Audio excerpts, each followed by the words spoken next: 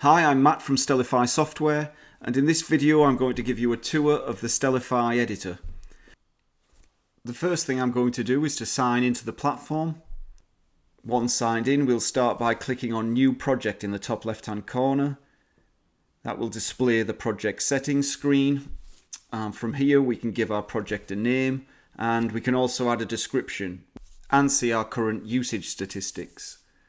If we move across to the Team tab, then from here we can add and remove new users to the project and alter their permissions.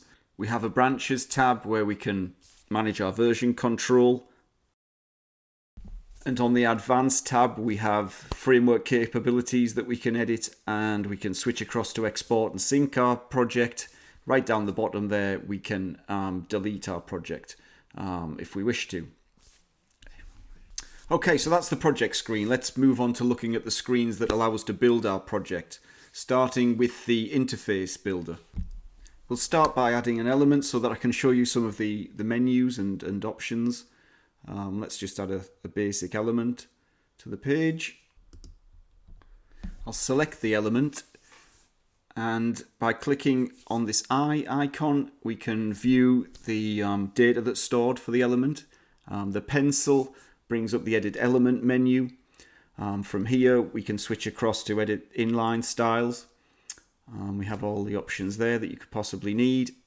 Switch back to the settings for the element and we'll add some text.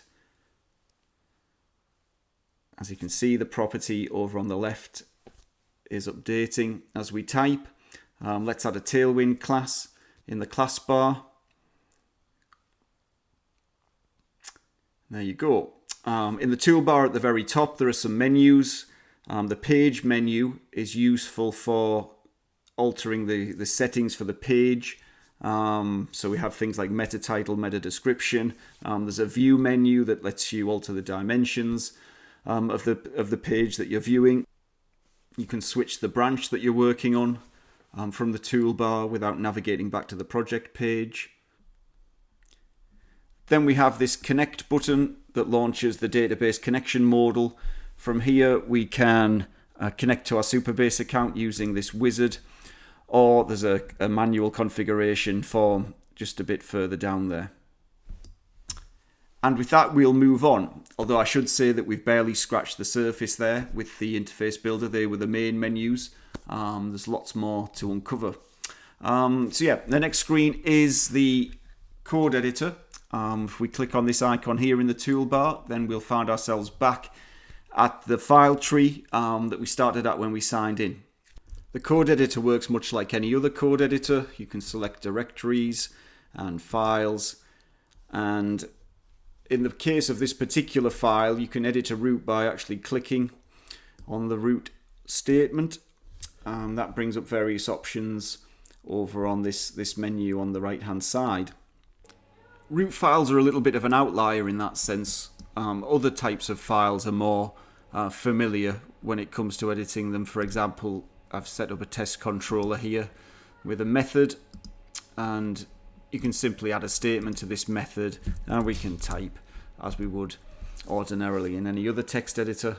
And over on the right hand side here you can see we have various options that relate to the method, the name of the method, the visibility, etc. So yes, other files are more standard in their behavior. Another option that exists in the editor is to move to a split screen mode. And when you're in this mode you can still toggle the menus so that you can either edit the file or edit the elements in the view. It's obviously useful for when you're dealing with functionality that crosses both the server and the client. So to continue our journey through the various screens, we have these two icons here simply display whether or not there are errors on the page. If you want more information about those errors you'll have to open the console, but just before we do that we'll have a look at the next option in the list. Let's click on logs and you'll come through to a completely separate screen. This is where we can query the execution logs to view error messages and warnings that may have taken place when loading the page or when executing code within your application. Let's go back to the editor. As I just said, the next option along is the console. Clicking on the console will open the console and display any available output. The next button in the menu bar is the App Store. From here you can currently install the Laravel starter kit, and there are other modules coming soon, as you can see. Let's go back to the editor. Further along we have Upgrade Plan, which will bring up the various options that we have, subscription options. This is the Claude Code icon, which opens up the AI Copilot. From here there are a few interesting things to note. This setup connection option here will open up this modal. From here, this gives you basically the setup for Stellify's MCP server. It allows you to use to basically develop with Stellify from perhaps one of your existing code editors or directly from Claude Desktop itself. We only support Claude at the moment, just for informational purposes, and that's why we're using the Claude icon. So we'll close this modal and we'll move further along. The next option is search. So this performs a full search of your application, so that we can quickly navigate to various pages in your application. The next option brings up the documentation page. We have keyboard shortcuts and the export screen. From here we can sync our code to GitHub if you're connected to your GitHub account, or we can download your project as a zip file, in which case you'll have a full Laravel project with all its assets sitting right on your desktop, and you can do what you wish with that. Next option along is settings. These are settings for the editor itself, so we can clear the cache, because we store various data locally and in session to speed up the editor while it's in use. That brings us to our final screen, which is the user screen.